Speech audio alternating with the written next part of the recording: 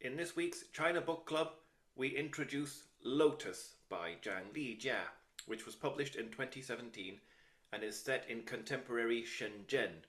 So Shenzhen is a metropolis in the south of China on the border with Hong Kong, and the story is loosely inspired by Zhang Lijia discovering as an adult that her own grandmother had been a prostitute and her grandfather had been a John, one of the men who paid her for sex.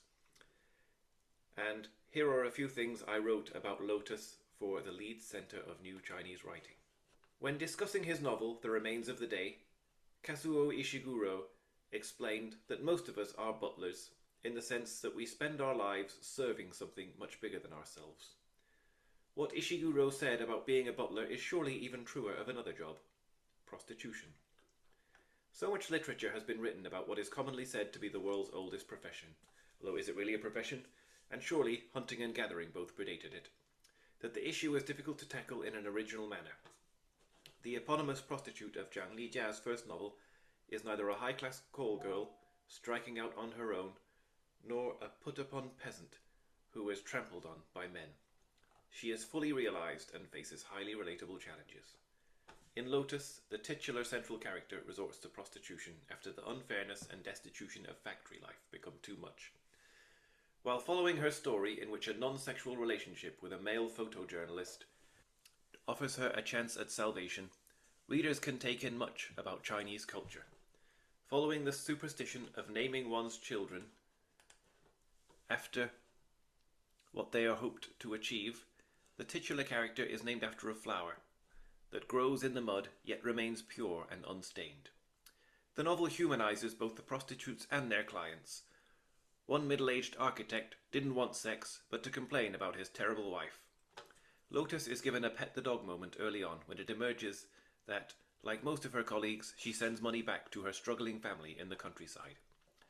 The chapter of each title is a Chinese proverb, and folk wisdom is sprinkled throughout to help the readers make sense of the character's experience. A fresh flower withers away on cowpat. If you stay long enough in a fish market, you soon get used to the stink. As well as making the characters likable, it puts them through recognizable hell. One reflects that poverty stifles dignity, and social issues are unobtrusively brought to the fore. Discussing his exam pressure, Lotus' brother confides to the photojournalist, "If I fail, my sister will probably kill herself."